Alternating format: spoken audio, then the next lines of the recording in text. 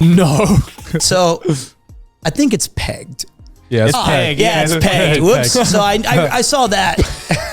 Did you partake in pegging? No. So because I was unfamiliar with both phrases, I just Use them interchangeably? I just never did any of Oh, it. I see, smart. I just I kind of can just imagine people being like, yeah, so I saw my friend the other day doing the pegging challenge.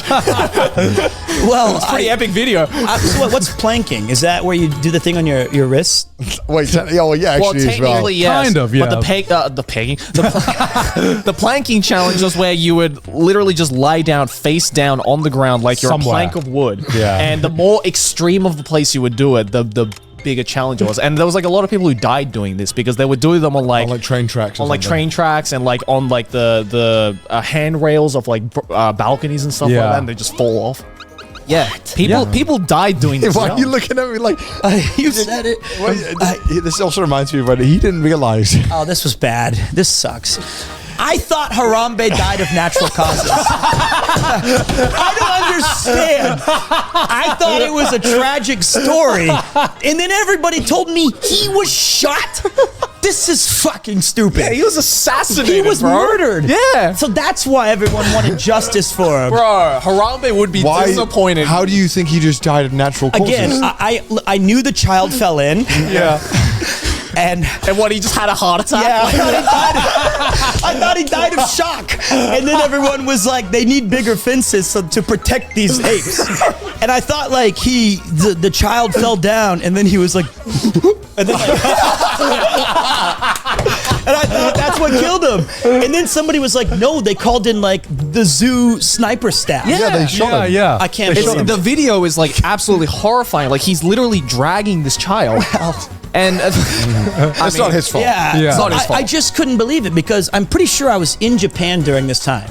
And so Right. news Yeah, travels yeah, a bit when slow. was, when was Yeah. that? 2016, I think. 2016. Yeah. And so Yeah. I missed all of this. I missed. Rest in peace. Rest in peace. Now that I know you were brutally murdered. Yeah. He didn't just. Well, since you're in Japan, did you like ever, was Grape-kun ever a thing No, here? or Coney for president or something. I don't know. Oh my god! You are just bringing back like a core memory that I I don't even know. Coney 2012. Coney is a corrupted Ugandan warlord. Yeah. What? I thought it was like a grassroots movement in New York or something. Who would hire Ugandan children into his army. Well, I mean, okay. But I mean, this is that's a the whole... general- Yeah. Yeah. So I thought this was like a Green Party thing in the United States. And it's like. Coney for president. How did you think this? Well, It because. was Coney 2012 was Yeah. the slogan. Yeah, Yeah. I understand, but since I only have heard the slogan, I don't have any reference point because it would never come up in day-to-day discussions and Japan. while you're in Japan. Yeah. I see. And so there's a... コネさん知ってる？あ、知ってる。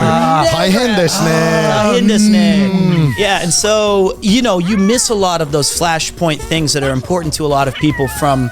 Because... But it- how did you equate heart attack? How with did you get heart- Harambe, Yeah, I how the just fuck- thought you it just was a made it the fuck up. tragic. I don't know. I just made it the fuck up. It didn't make sense that they would shoot an ape in an enclosure. I just thought that was that. That's why it was a tragedy. Yeah, I get. I mean, it makes Yeah. sense now. And so is Coney 2012 a tragedy, apparently. So like, I'm learning. Well, the and I- Coney story is a little bit different. well, I'm just Yeah. saying these were some sort of meme, or like not memes, but these were moments that people had Yeah. in the Western Internet speaking history, world. yeah. And I was locked out. So, like, in which this is gonna sound really. In which year did you kind of like cut yourself off, or like become cut off from like internet culture? Because- 2011 until about 2016.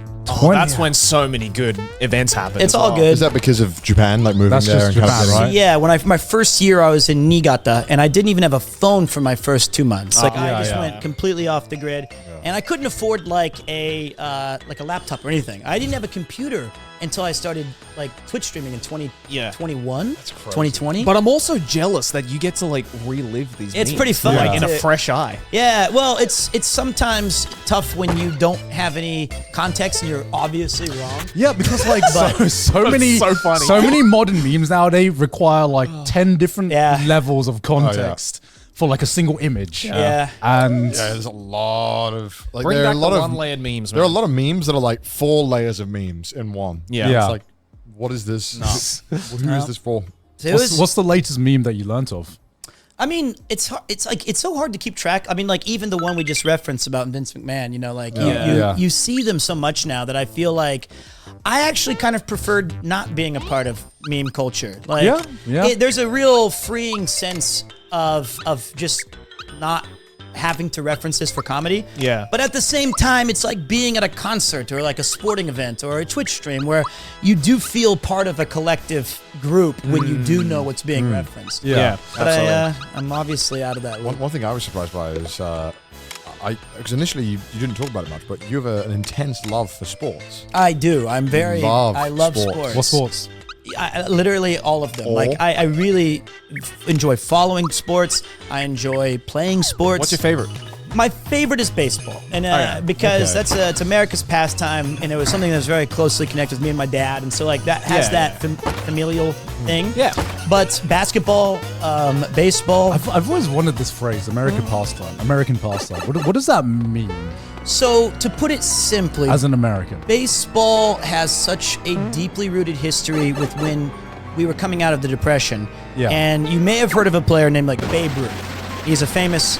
There's a candy bar. Is also named Babe Ruth. It's like, he was like one of the greatest baseball He's players. probably arguably the greatest baseball player ever. Right. There's even terms now you'd say it's a Ruthian task, which like a Herculean task. The reason baseball's so closely entwined with American history was that one guy became the first famous sports player in American history, so much so that we believed if Ruth can do these things, by God, so can we. And it was like that part of American. It was like motivation. Yeah, Right. for And sure. so, I mean, baseball for over 100 years was such a vital part of American culture until the past 30, and it's dead. I mean, I feel it was kind of the same when baseball was introduced to Japan as well. Very much. Like, because that was, post, World War II.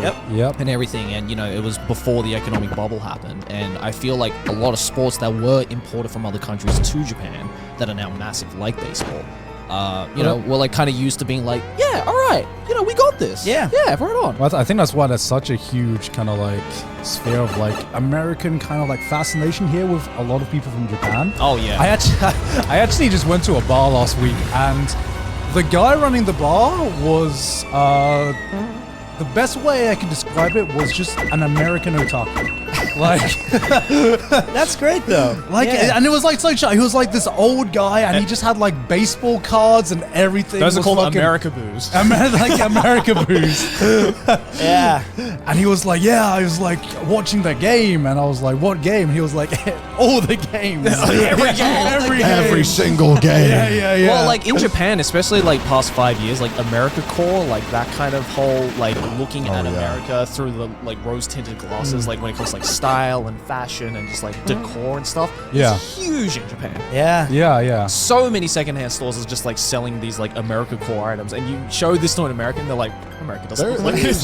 There is always a sport game happening every single night, of like a big league scene. In America? Yeah, Almost certainly, yeah. It seemed like every single night you'd go into a bar and there would be a game on. It's great. And Yeah. so that got like through college. The NBA has 40 games and 40 nights during the playoffs. So it's a pretty like nostalgic thing to be working on exam papers and just know that you're going to have some sport on in the background. So, but I mean, obviously when you look at me, I don't give off the vibes that I love sports, but it is something that I still follow pretty regularly to this day. Yeah. I mean, I think liking sports and following sports was kind of like, at least at my age, just kind of like a given, and it was like more out of the norm to not follow sports. And now I think just because we're so integrated into like, let's say, nerd culture, especially online culture, now you're like the outcast if you do follow sports and you are passionate about sports. Yeah. I don't watch a lot of sports, but I really love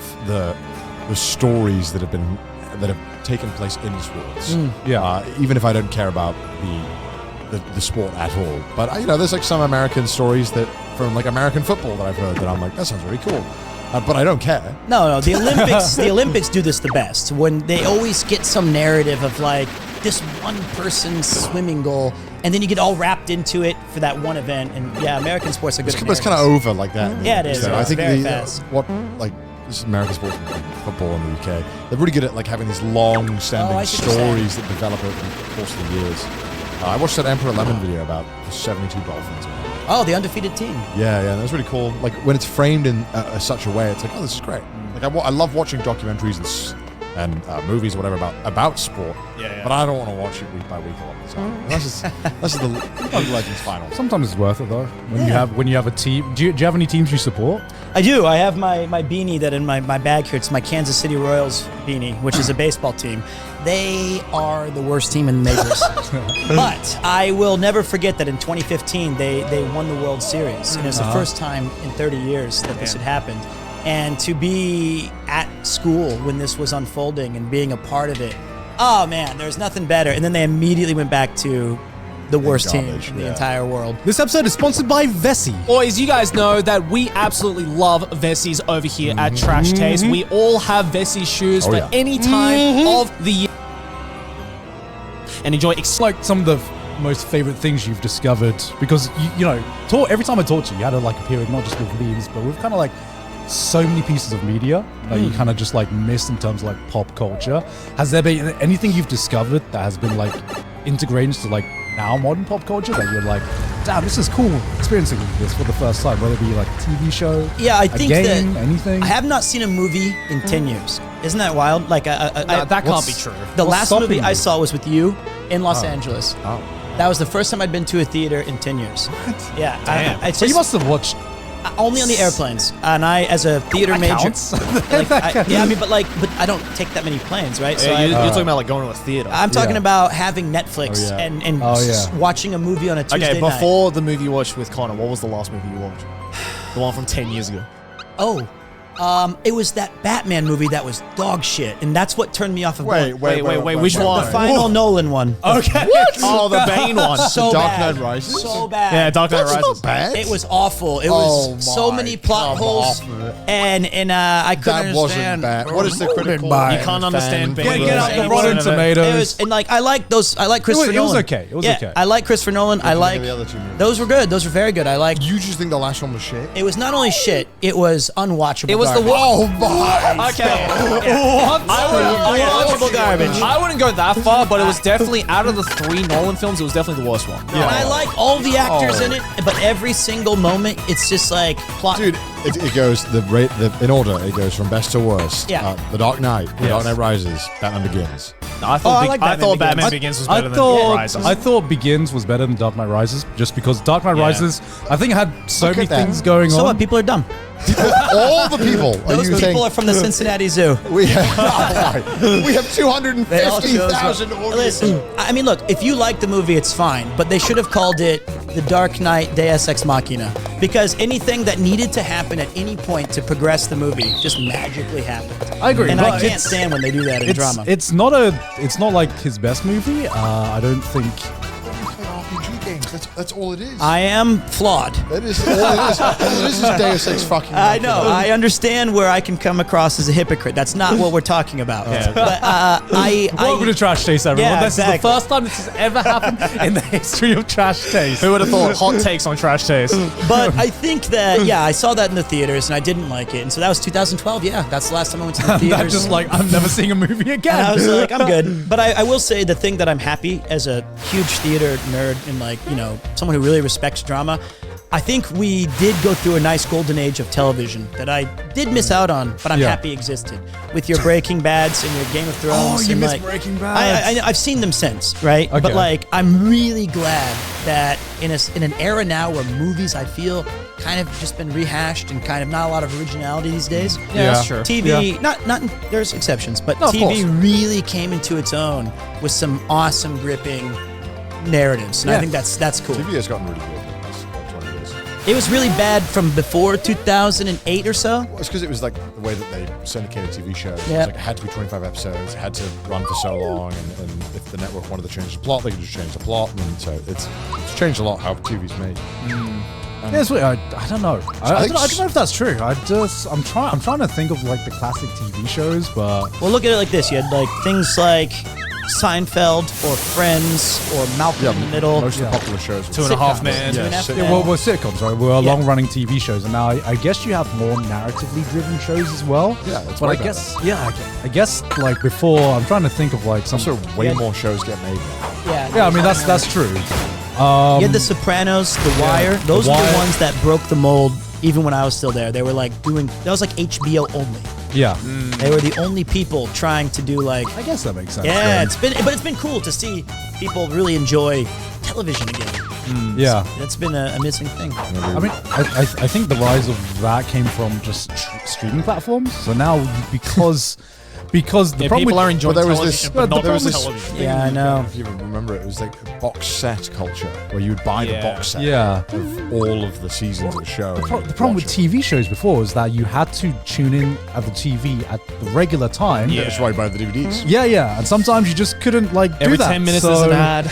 So now with like online streaming culture, you get you don't have to worry about if the audience has seen previous episodes because you can just assume they have. you Yeah, know? I do miss that though.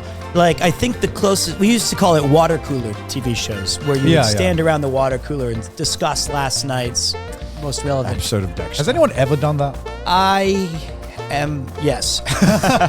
But like, I would argue trash taste is that. yeah, it's like you just filmed an episode about that, about Attack on Titan. Yeah. That is a water cooler. No. Has anyone ever done, because I've always heard about People water have, cooler moments. yes. Yeah, 100%. If This it- wouldn't be a term if people hadn't done it. If we don't anyone- just say, "Oh, it's the fucking elephant talk." anyone who Oh, works at an office, I think, has done that.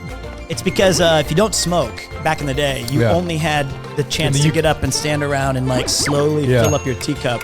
No, because in the UK it was like the making tea tour. That's we didn't have water Oh, coolers. speaking of, I brought you guys a little taste of England. I forgot. What? Oh, What? Somebody, I had met a viewer recently, and they came to Japan, and right. my grandmother, rest in peace, she did not get shot or anything, but she was 99. Why do you have to preface that? Died of natural She died of natural causes. This is the thing that Americans have to preface. At 99. Didn't get shot. And she was Welsh, and so she's from that village that I can't pronounce. Mediterranean. Okay, that's Mediterranean. Lord of the Rings. And so, but my favorite snack growing up was these dodgy jammers or Jammy Dodgers. jammy dodgers. Jammy Dodgers, Dodgers. yeah. You got jammy Dodgers? So I Oh, have. I love a jammy Dodger. Yeah, Yeah, these they're are- good. That's the new packaging? Yeah, it's the new packaging. So, These wait, you had these growing up? yeah, These are really good. No nasty stuff. We're jammy enough.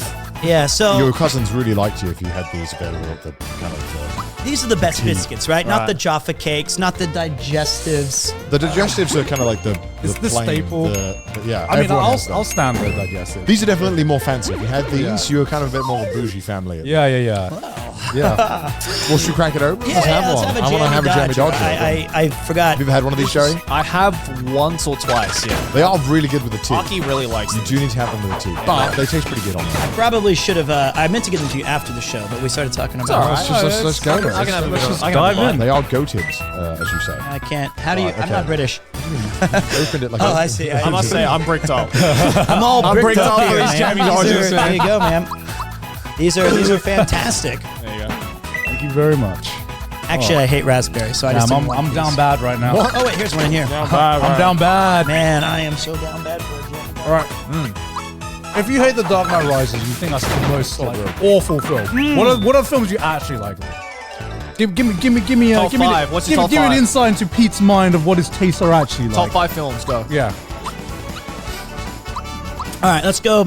It's a really, really tough question, obviously. But I would ones that, say like, my stand out. easily first is Ghostbusters. It's my favorite movie. That's a personal That's pick. a classic, though. It's a classic. Yeah. And it was at the time the most expensive comedy ever made in the history of movies, which is pretty wild to think about. Number 2 is LA Confidential, a fantastic crime noir film that's really, really great. And if you haven't seen it, Guy Pearce, Russell Crowe, Kim Basinger, Michelle Pfeiffer. It didn't win the Oscar, right? Because should have. Titanic came out the same Oh, year. so dumb. Am I crazy? Yeah, you're right. You're right. It's a travesty. This one kind of controversial because it's made by a horrific scumbag named Roman Polanski, who's a horrible dude. But if you separate art and artist, Chinatown with Jack Nicholson, one of the finest noirs you'll ever see.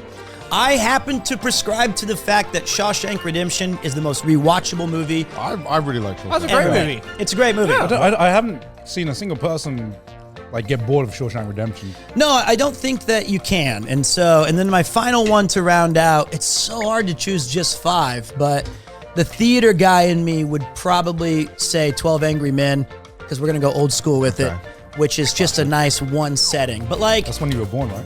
I was actually I was 10, so I had to study that for school. yeah. I gotta get another one. But you know, if we were, I feel like it's like asking someone their favorite game. It's impossible. You got to go by genre or era. He just answered it. He didn't mean that. He said Genshin, I think, under his breath. He was like Genshin Mass Effect. I said Mass Effect. Even though the third one's like the Dark Knight Yes, Rises, I like the third Mass Effect. my God. That's actually my favorite Mass Effect. we have a real problem here. This is worse than. I think the fucking complaints about the ending were overblown. I don't know. It's people were just like complaining. I still think like, obviously like from like I guess like a critical standpoint, the second one was like the best. The bridge, yeah. Yeah, but I just like seeing the send off to all the characters. So that's why the third is my favorite. I feel like. Did you ever play Mass Effect Trilogy? You can skip it. Did you play it? Good job. So this is just a one-on-one. Let's skip it. All I'm gonna say is this to everybody who's played Mass Effect: you know I'm right when I say that. How exciting was it to recruit the Rachni Queen, or to make all these choices with the Krogan, all of them to be a resource at the war table? Come on, they didn't matter. None of your choices mattered in the end. Choices don't matter. I think choices kind of overrated, in my opinion. In video games, it's kind of overrated. You've convinced me. Yeah.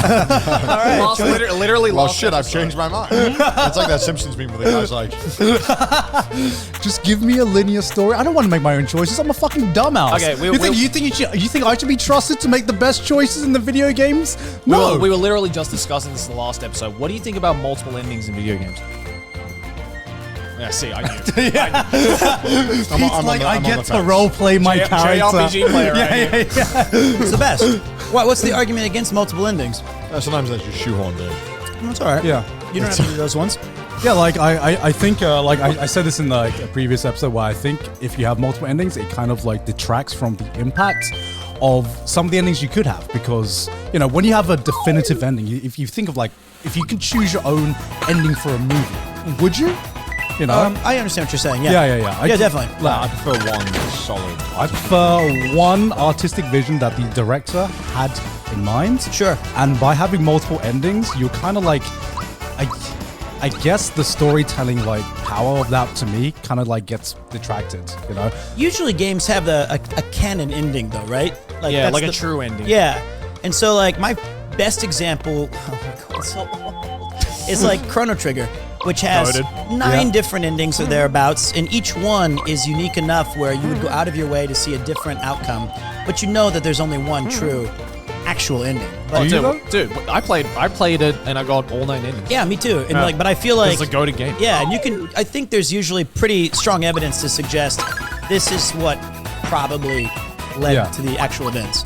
Have you ever like read like a choose your own adventure book? Yeah. Or Goosebumps? yeah, remember Goosebumps? Yeah, Goosebumps had I was it. obsessed what- with that shit. Watch like Bandersnatch on Netflix.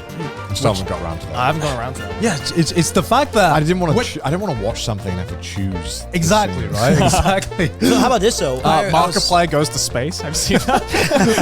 That's a great Choose your own ending, yeah. adventure. Well, one of my favorite movies that I didn't mention is an old comedy called Clue, like the board game Cluedo. Okay. You know, it doesn't sound like it'd make for a great movie, but one of the coolest things that it did in the theaters was, depending on which theater you went to, it had one of 3 different endings.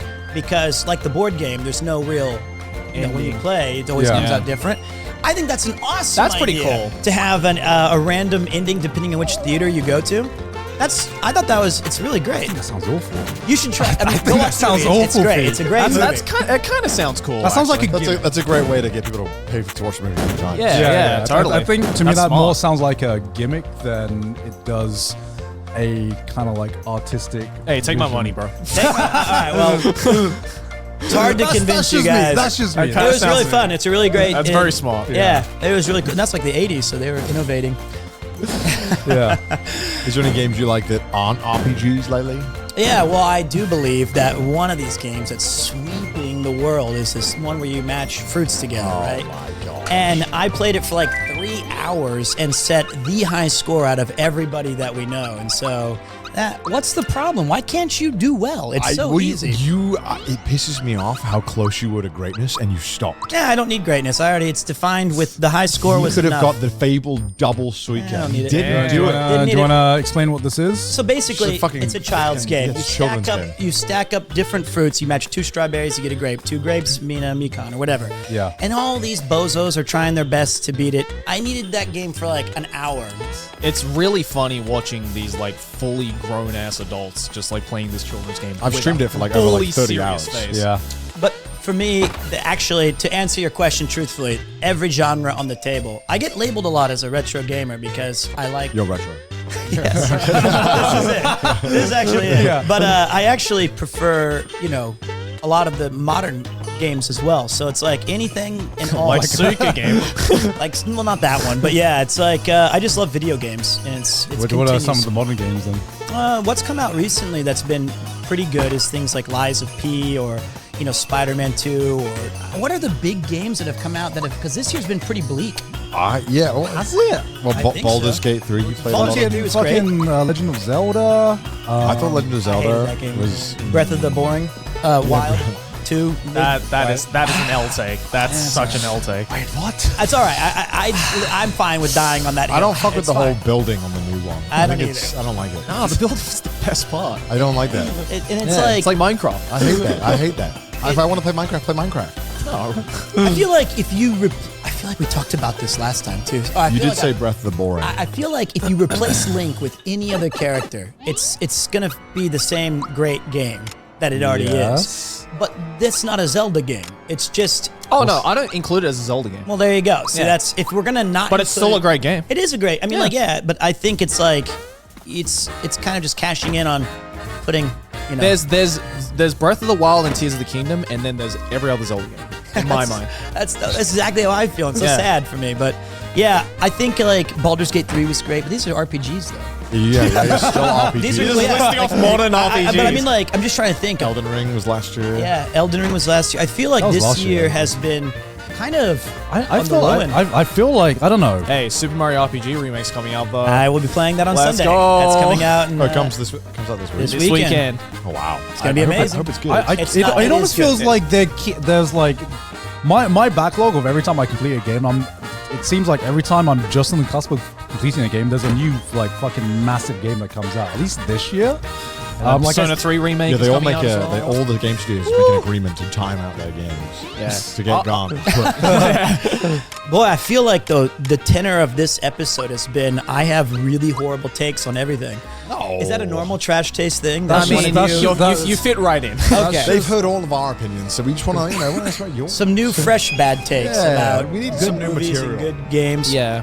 No, we want the bad takes. But good takes are boring, P. Good takes are boring. Yeah. It's pretty wild though to think about. Your Harambe take is definitely my favorite though. That's not even a take. Yeah, I don't think that's fair to call that a take. Yeah, but it's a I can't funny bit. believe that happened. I'm very upset. Natural causes. Died of a heart attack from that poor child who fell in. I imagined, like, in my mind, Harambe was wearing, like, some bathrobe and it was cinched up and it was... and it just died. It's like, damn. I can't believe this child What fell the in. fuck? Rest in peace. Rest in peace. I guess you are right. I don't know. Nothing's been out, man. Yeah, this year has been pretty boring for video games, I think. Because I don't care about Spider-Man. I don't care I play about Spider-Man. It's good. It's good. Yeah. Yeah, but I heard it was like just the first game, DLC. I mean, sure. I mean, I played it for the story, and that was pretty much it. sometimes more of a Do you good count thing is Final fun. Fantasy? that's crazy. You count Final Fantasy 16 as a but big n- release? But we're not Yeah, counting yeah. RPGs, right? Yeah, we're not counting we're not RPGs. counting But that's the thing. RPGs. This year and early next year is that's all, all I want. RPGs. Yep. This is like the year of RPGs. That's eating all I good. want. We are eating. Yeah, shooters are kind of out now. Star Wars Jedi Survivor. I've been playing that. Eh. Snore Wars. Street Fighter 6. Oh, that would probably be. Oh, that was a big release. That was probably my Yeah. favorite game this year. Oh, yeah? Yeah. That looks insane. As a consumer, I like to watch What do you it. mean we I like played to it? follow it. Yeah, no. I mean, I mean, like we got to play it first. We played it, but I've not like gotten into it. Oh, I You know see, what I see, yeah, Because yeah. it's a fighting game. Yeah. Fighting it's game. fun. Fighting games are like obviously it's its own genre, but I feel like out of every genre, it's one of the hardest genres to get into. But I think Street Yeah. Fighter 6 did make an effort to like yeah, They put had like the players in. easy Yeah, the combo, modern right? controls. Yeah, Yeah. Yeah. But yeah, games are out this year. It's kind of a It's a great time to be a streamer. Fucking watermelon game, man. Yeah, I'm not too concerned with that. I already beat it. Oh, So, yeah, it's easy. And I wish I could beat it. I will say, like, one thing that I'm not proud of much, obviously.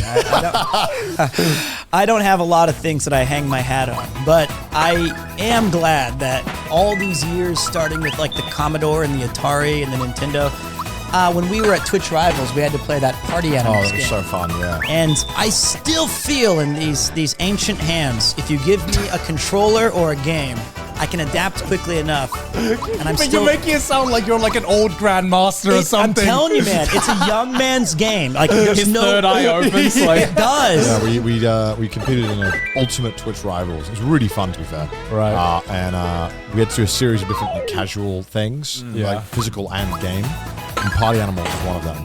And all of us were pretty bad except for... Never played. Yeah, we had a guy called Five Up with us who was pretty good and kind of helped us. And we ended up winning.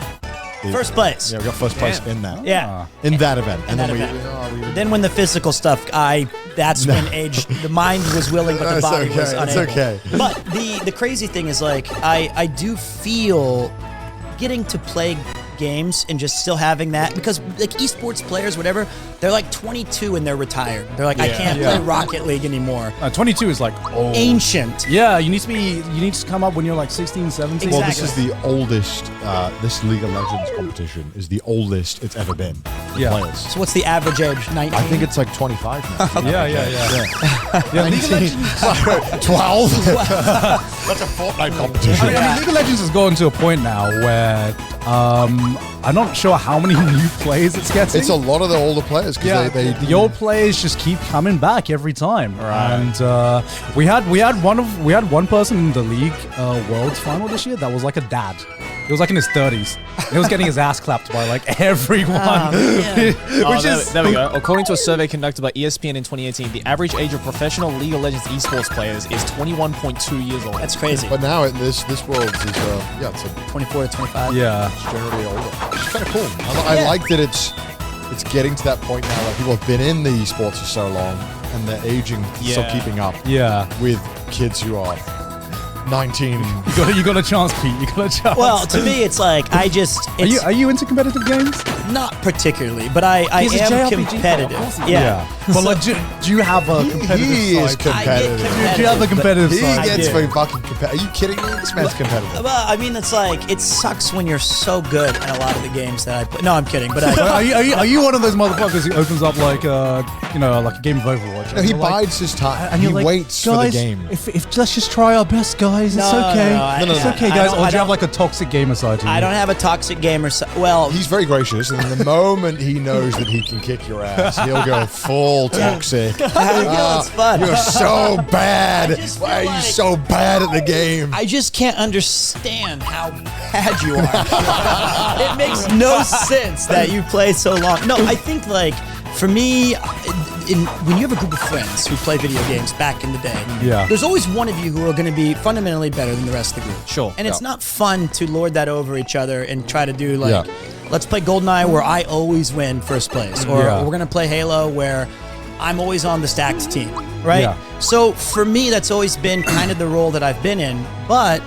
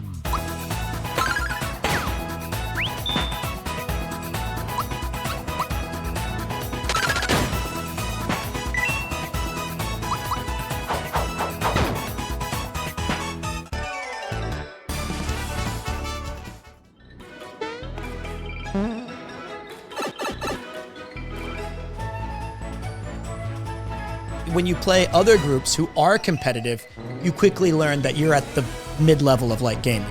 Yeah. So I feel like I've never really purposely tried to be in I was in like a Team Fortress Classic clan when I was 15. Like, you know, Hell yeah. the old game that was like... Number one? Oh, no, it was so different back then. You had to like organize when to fight each other, and you had to get on Roger Wilco or Ventrilo, which were old TeamSpeak. Oh my god. See, TeamSpeak feels ancient to me. Yeah, as well. TeamSpeak already feels TeamSpeak didn't ancient. exist. There was no built-in clients, and so you had to do things kind of very differently because there was nothing in the game itself to set it up. Yeah. But other than that, being competitive, I just really like the challenge of applying all the games I've played. I can see patterns relatively quickly, and I find that to be very exciting. I'm such a nerd. This is so bad. It's like, For a man who could recognize patterns quickly, but thought that Harambe died of natural causes, I feel like I put my there's stat some. points in Are other you just like categories. gaming Rain Man right now? I'm like, it's like, yeah. just It's get a like, controller and you're like, well, it's really, Yeah. I can't stop this power. No, but what it is it's something that I'm so thankful. It's so cool to have grown up with them all. Oh, totally. Like to not have to come into like my first console was a 360.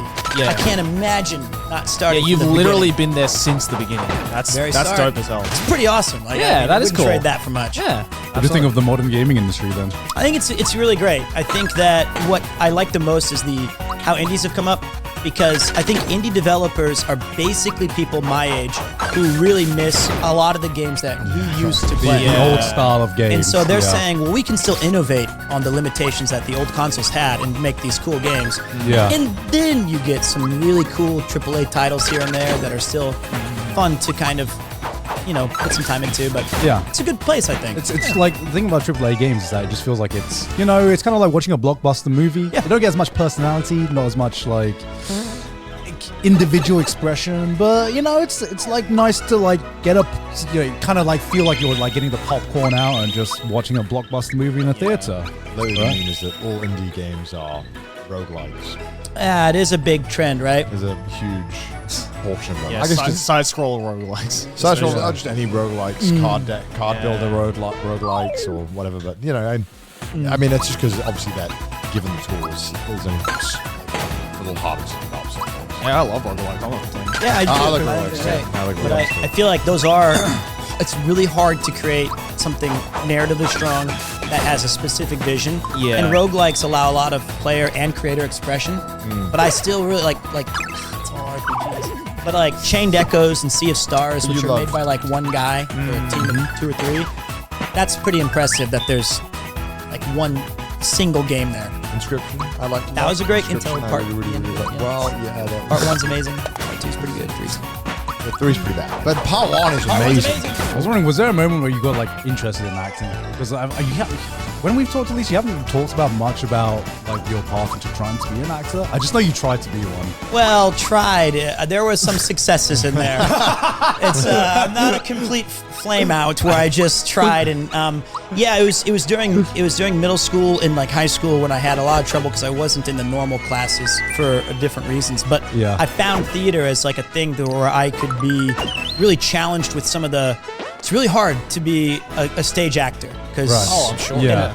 and I took it really seriously. And so after high school, where I learned that, it's not just shouting when you're angry or emoting when you're sad. Yeah. When I went to college, it was pretty formative. And I worked, actually, I got hired at a radio station as a DJ, like right out of high school. And that was really hard because the people I worked with were so awful. It was probably the worst job experience I've ever had. Well, this is a 6-minute story. Is that okay? It's gonna take place. All right. Yeah.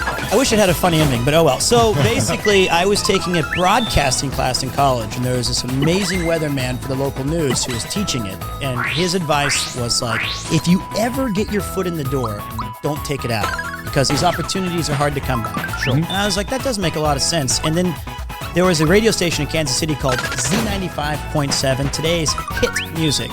Shit music. And then they came into our class to give like the morning show DJ. And the morning shows in America are the most popular because you get like, you're in traffic and it's a lot of like joking and talking and less Yeah. music.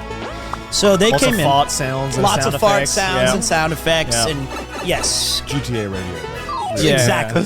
And he came in, and something came up where he was like, yeah, it's pretty hard to get into radio, but if you do, it's a lot rewarding. And I was like, well, I kind of want to get into it. And he was like, sorry, kid, we're not hiring. I was like, well, I just want to come and like see the studio. Can I just come see it? He was like, all right, why don't you come in next Tuesday and you can take a look at how we do the morning show, and it's like a thing. And I was like, cool. So I went in the next Tuesday, and I thought it was amazing. They had like these huge ass boards. They were telling jokes the whole time. There was Dave and Shorty and a guy named Twiggy Fat Sacks, which is a horrible name, but like Really? that was Twiggy. Yes, none of this is made up. And at the very end of their episode, they said, "Well, we do have a special guest here today. Some kid from the local community college. Do you want to come in and say something?" And I had to take the extra mic, and I made I don't know what joke I made, but I said something that was funny, and everyone kind of laughed, and the show ended. And I said, that was amazing. And the guy said, you know, why don't you come back again on Tuesdays and Thursdays every week? You can intern for us and kind of learn the ropes. And I was like, okay. Yeah. Once you get your foot in the door, you can do this. Yeah. So I started coming in every Tuesday, Thursday, and then something happened where the mid-afternoon guy or girl had to go to a different station or moved out, so they had to replace that person, and Twiggy Fat Sacks took the opportunity. So now I get moved into his position, which is the third mic. Yeah. Normally, I would have to stand there for the entire time, and if I had a funny joke that I felt would be ready, I'd go like this, and I'd be like, joke. And then they'd take it away. Yeah. That was really high. Sorry, Connor. That was really high leverage. Please do. Take both. No, but then you're really worried. This joke better be good because you're requesting the 19-year-old to come in and say a funny thing. Yeah. And then I got moved to the third mic, which was on all the time. And I was also the phone guy who I would take C95.7. This is Kramer. That was my nickname. My call name was Kramer. Oh, so you were on the air. On that one, I could hit a button to mute my mic too. So I'd have to take the call, and they'd say yeah, I want to tell Dave that I want to have his babies, and you're like, okay, that's not. Thank you very much. Whatever the call is, and if it was a good call, I'd push it forward, and they would take it on the air. Right. Yeah. So there was one disturbing trend that started to develop while we were on this morning show. One, it was, imagine though, if you're in Melbourne or London and your voice is heard to your buddies at 18, 19 years old. Yeah. It is a crazy opportunity, right? Yeah. And my mom would be listening at her dentist office, and she'd be like, that's my son, Kramer. And it was really pretty awesome.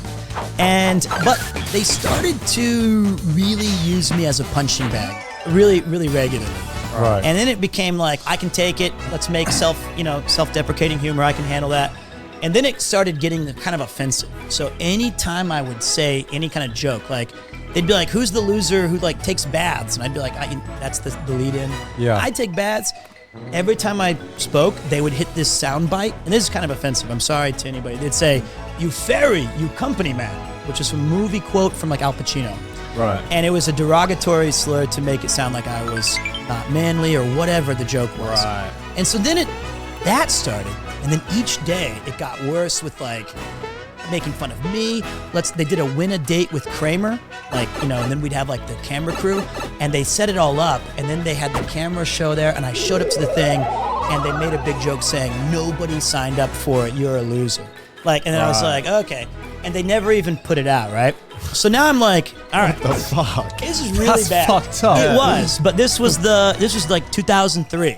So I decided I have some dignity left. I probably should quit. And so I said, listen, I really appreciate your guys' opportunity. I learned a lot being on the radio business this past year.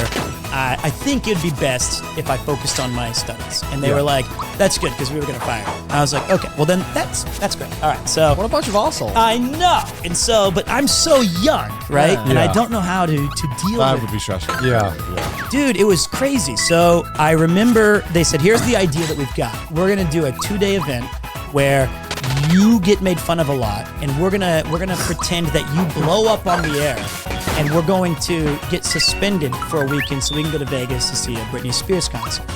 And at first, I was pretty pressured. I was like, okay, that sounds good. Okay, let's just do that. And so the first day we do it, I I play the part as I knew I could perfect. I said, you guys, I've had enough of every day you're playing these sound drops, or you're making fun of me, or win a date with Kramer. Why don't you win a date with Go yourself? Something like that. Yeah. And it went really well, except I had an email that was like kramer@z95.7.com. For about a year, I had like 3 emails ever sent to that address. And they were all like, can you ask out Shorty for me? I think she's a babe. And after that episode, I had thousands of emails of people hating me, saying that I didn't appreciate this golden opportunity to be on the radio. And I was like, it's a joke. Everybody, I thought this was obvious. My mom was concerned. She was like, what happened? It sounded so real. And You acted too good. I'm too good. So You were too good. I was too good. Too good. So I told my acting coach, I was like, dude, I'm pretty nervous. I was like, this is not going well. I have people calling my home phone saying that I'm ungrateful. I don't even know how they found me. I'm not in the phone book as Kramer, but like, and so I said, he was like, yeah, dude, it's fucked up. It's dumb. You know what, if I was you, I'd go in there tomorrow and I'd be like, fuck you. I'm not doing your stupid gag and you can go fuck yourself. Yeah. And I was like, go in there and say fuck you and go fuck yourself. Okay, I can do that. No, I couldn't. I try. So I went there and I was like, all right, it's my last day. I'm supposed to do this one last bit. And somehow I did get the courage to say no. But I've never had such a dry mouth in my It entire... must have been terrifying. Just completely... Because, you've obviously raised your whole life being like, don't talk back or this. And you're in radio, right? Yeah. This, to me, at the time, symbolized some sort of like gateway or opportunity. Put into the door. And I wanted to transition to sports radio. And so I was asking for like a recommendation so I can intern at the AM station. Yeah. And I go in there and they go, okay, man, so we're going to do this thing. And then we're going to, we're just going to have you leave. Thanks so much. And I was like, there's like 2 or 3 minutes before the show starts. And I was like, they were like, are you all right? And I was like, yeah. I was like, actually, I'm not going to go through with it. And they're like, you're not going to go through with what? You can't work here anymore. And I was like, no, I think that this joke is stupid, and I don't want to do it. And they were like, I'm actually getting nervous now, remembering. Yeah. But they were like, the girl tore into me, and she was really, really ruthless. She was like, honestly, you've never had an ounce of talent for this profession, and we only kept you until we found someone better. And I was like, that's fine. I'm not doing this stupid joke. Yeah. And she was like, you will never, ever work in this town again. And I was like, that's fine. I was like, oh, that's not good. I kind of live here. I'm very young. And I was like, that's fine. And then I was like, it's not worth it because I just don't understand. Why can't you guys say, we were just joking. Thank you so much, Peter, for your hard work. Good luck at the university. Yeah. Why can't we have like a nice thing? And they were like, and I saw Dave, he took the volume control and he was like, I just can't trust you today. I was like, I was like, what a loser. And I was feeling really down. And they told me to go sit in the corner, and they went live, like I was like some bad kid or something. And I was sitting there, and they had to go to commercial break, and they were kind of just doing the show as normal. And someone called in, and they put him on, but not on air. It was just Z95.7 what, and it was my teacher. He didn't know I was there. And he was like, yeah, you guys are fucking lame asses. And I think all of you, especially you, Dave, you fucking hack, you're a bunch of losers. And for you to take advantage of that young man who gave you a year of your time, you can go fuck yourself. And that moment, I felt like somebody had my back. Oh, this is like a film. I know, dude, it was crazy. And they're like, we're not gonna he's like, I don't want to be on the fucking air. I have some dignity. I don't want to be on Z95 point fuck off. And I was like, damn. So when that guy was going hard, and then I was just like, fuck it, I'm out. I left. And I just walked out, and like it ended. And I thought for sure, well, that's it. That's acting. Ripperonis. Yeah. But I felt after that, I felt like embracing failure was actually more of an important lesson to learn than it is to earn people's like ovation and like. Oh, totally. Yeah. So by embracing failure, I maybe should have overcorrected and not embraced it that much, because for the next 4 or 5 years, I put myself in any possible acting situation, good or bad, so that I, not like porn, but like, I was gonna say, not like porn, but like any kind of opportunity to grow as an actor and stuff like that. And I had a lot of fun doing that, but that one thing changed everything when I got. Did you never work in that city again? I actually did work in that city again, bastards, and I went on to. You always recount the story about how you won this quite significant acting. I did. I got to perform in the Kennedy Center in Washington D.C. Oh, and cool. so yeah, Awesome. there was a. This is actually kind of awkward as well, but I'll tell it. So there was no, it's a cool story, but like there was a contest called the Kennedy Center American Acting Theater Festival. What age is this around? This is all college. Oh, okay. And it's the entire United States, and I would argue it's probably the most prestigious competition that you can do in college. Yeah. And no one from our school, both my community college and my college, had ever won it. We'd gotten runner-up a couple of times. Oh, wow. And runner-up for a whole country. for the region. Oh, so real there's region, 5 right. different regions, and we represented the Midwest region, which included Wisconsin, Chicago, Illinois, Ohio. Oh, so you were the Minnesota. So you are the representative for the Midwest, is The what Midwest. I'm hearing. Was that like a the competition? Midwest. Was it like a competition as well to get to that point? So yes, so I'm not explaining this. This is like very an well. anime tournament. Yeah, So, this yeah, is like a sports. This is like a sports anime. We gotta win regionals, Mark. We can do it. Let me scale it back. So if you're in a show, a college show, you'll have an adjudicator come and watch it. And the director chooses one actor and the adjudicator chooses one actor to then go on to this regional festival. And I was selected for 5 years in a row because Wow. and I lost every single time the first 4 years. So what did you have to do? So you go there and you have to do a 2-minute scene with a partner. It can be self-written, it can be from a famous play, it can be whatever, it can be a musical, it can be Shakespeare, whatever you want. It's actually 3 minutes. The first round is 3 minutes. If you make it to semifinals, they take like 500 or 600 different pairs, and then they narrow it down to 32, 64, and then you do another 2-minute piece. So you do a 3-minute and a 2-minute, and then if you make it to the finals, you add a 1-minute monologue, right? So on my 5th year, I was like, okay, this is getting embarrassing. I've been nominated a lot.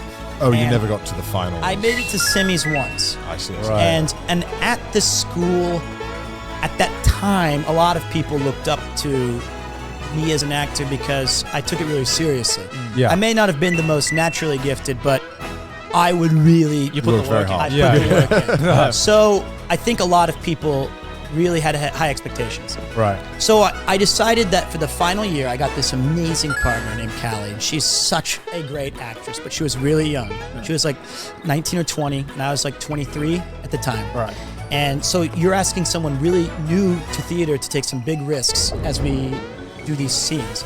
So the first scene was really easy. It's the funniest piece of literature I've ever performed in, and it was written by my old acting coach. So it's this guy meets this girl, and story as old as time, but the whole point is for the first minute and a half, 2 minutes, their inner monologue is talking instead of them directly. So he's saying, oh my God, it's her, and then she says it's him, and it all leads up to their initial awkward conversation.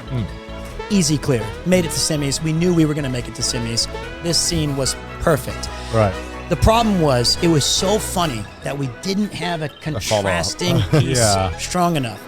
So I talked to this old wizened like Jedi acting coach, and I was like, I just don't trust this second piece that we have. And she goes, I have just this scene for you, but you have 20 hours to get it into shape. And I was like, all right. And she's like, it just came out, so I know the playwright personally. I'll email him and ask him if we can get permission to use his works. And I was like, okay. This was a really interesting play called Red Light Winter, and it's extremely graphic. And the problem with this scene was the character I played starts with him with a girl downstage looking up at him saying, I love you. And he says, you've never loved me, or something like this. Yeah. And they have this brief tussle of intense emotional connection of making out. This is in front of an audience. And then he takes her behind a table, not so different than this, lifts up her shirt and spits in his hand and drops his okay. Raw dogs. Yeah. And then, yes, this is actually kind of key. Then while this is happening, right? This thing, his phone goes off, and he covers her mouth, and he takes the call, and it's from his wife saying that he'll be home later. And then the real acting, the tough part is the girl has to take this information, this betrayal, and visualize it for everybody to see, plus all the risque stuff we're doing. Yeah. He hangs up the phone, finishes whatever that task was, looks at her as he's belt, and he says, "I told you I didn't love you." And that's the end of the scene. Right. Big contrast. Huge contrast. Whiplash for the audience members. But a great way to show Ray. Yeah. He was down bad. Easily. down bad. She You was were down bad. He was You were bricked up. She was down bad. You had to be bricked up for this? Bricked up, down bad. All these terms come full circle. And the key part of that scene actually is she does have HIV, and now he in turn will get it. So that's not displayed in that particular scene. Yeah. So then we made it to finals. So now it's down to the final 16 people in our region. And this is like, we're in uncharted territory. Can we be one of the 2 winners to ever make it out of this region and go to Washington, entire D.C.? Midwest. Well, for our school, yeah, the entire Midwest. Wow. And so, because 2 people go from each region. And it was like, okay, this is it. And we drew numbers on which order we got to go in. Yeah. And I drew 15 out of 16, which I loved. I was like, You get to watch.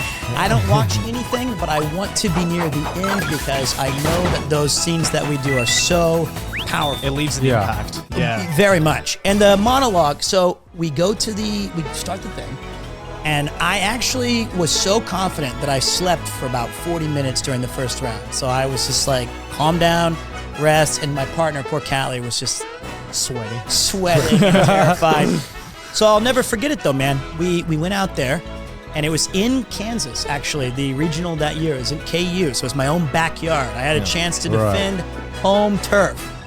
We walk out there, and there's 2,000 people in the auditorium, and they've heard rumors of I heard about this scene, so it gets dead silent.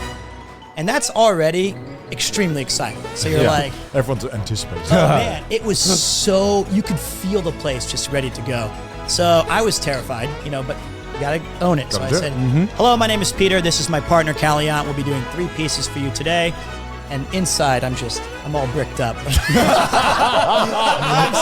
down bad. You're emotionally We'll see you then in the yeah. finals. You perform 3 scenes. We had to do the back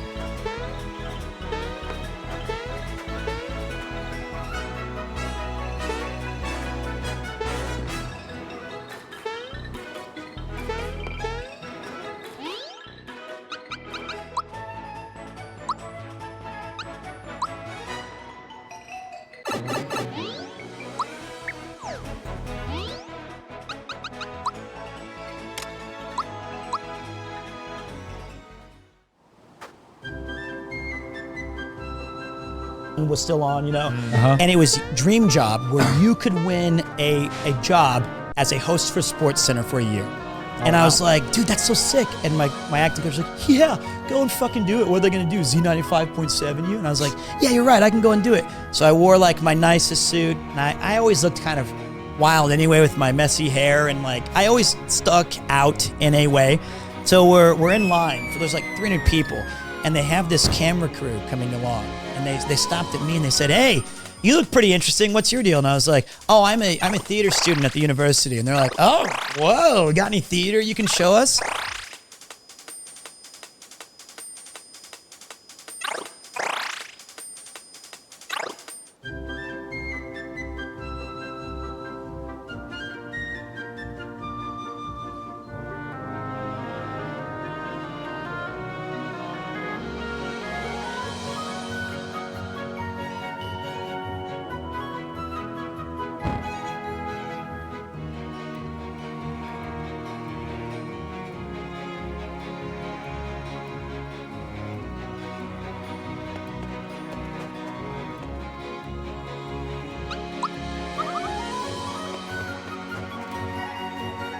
And I was like, never say no, don't be afraid of failure.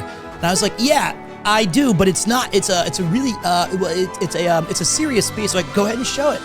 It was like really serious. It was like my dad like abused me, and now I'm like, so this is a sports center. I was like, but I did the monologue as best as I could, and I remember one of the lines in the monologue is what the hell do you think you're doing? Is one of the lines. Yeah. And I remember it was a camera like that with like this enormous camera. Yeah. And I could, as I'm doing the monologue, I see like the cameraman look like, should we just cut this guy? What's going on? And I, worst monologue, I was like, what the hell do you think you're doing? and they were like dead silent, not the eruption that we got years later. Yeah. And they were like, thank you so much for your monologue. That was really good. Good luck inside. I was like, thank you. And then the guy next to me, I was like, that did not feel good. He was like, it's not good. Better you than me. And I was like, okay. And then I was like, I didn't get invited to Bristol, Connecticut. I did not get invited to be a part of Sports Center. So I felt like, okay, at least I can live with the fact that I tried. I turn on the first episode, and they're like, welcome to ESPN, dream job, thousands applied. And it shows all these people who are being nominated. no. And they said, let's take a look at the people who didn't make the cut. And I was like, please don't do this. Please don't do this. And it has like all these different people. And then one person does like a shitty job. And then right after it zooms in on my fat face going, what the hell do you think you're doing? and then I got like 10 phone calls. I saw you on Sports. And I was like, oh my God. So somewhere out there, in some dark, dank closet, there's a tape of me, a full video of that horrible monologue. We'll never get it. Lost We'll media. never- Lost media. Thank God. But yeah, that's when you take willing to fail too far. At least when you were us, you didn't do the. When you said it was a dark monologue, I was like, it's kind of a serious where we go? Can I use you for like 1 second? And then My dad abused me while auditioning for Sports Center. It's not the play I imagined. I should have just improvised anything other than Literally that. anything. Literally Oh, anything. that was But a the risky highs and move, lows. Let's see if it Yeah. pans out. You live and learn. So, but these stories in the moment, they felt fucking horrible. But when you look back on them now, Those are great stories. Yeah, some that's humor learning to it. Yeah. experience, and also Definitely. great You have to story. accept the dumber aspects of one's life, I think, 100%. Everyone are grows very up satisfying. with painful stories about themselves. Absolutely. And it's completely all right. Yep. Holy shit. Some wins and some losses. Yeah, I worked at McDonald's one time. That was just one big loss. I didn't even get that job. Oh, that's right. You applied and you got turned down by Yeah. McDonald's. And my dad thought I was going to be unemployed for the rest of my life. And here you are. And Yeah, he was yeah. Well, he's kind of right. Yeah, he's kind of especially right. Basically the same. Nailed it. So, nailed it. Yep. But yeah, thanks for coming out, Pete. Yeah. No, How it's long my have we been pleasure. doing the It's, show? 2 hours? All right. yeah. Yeah, thanks for coming out, Pete. It's Yeah. honestly, Always a great pleasure. having you on. Always a pleasure. thank you so much. Thank you for gracing us again with your many stories. Godlike stories. And now we know you are definitely one of us with your very Fresh taste. bad opinions on fucking And you know what happened to movies. Harambe now. Yeah, so- now- Yeah. I learned a lot today. It's all good. So, Hey, look at all these patrons, though. Oh, They look at support them. the show. Yeah.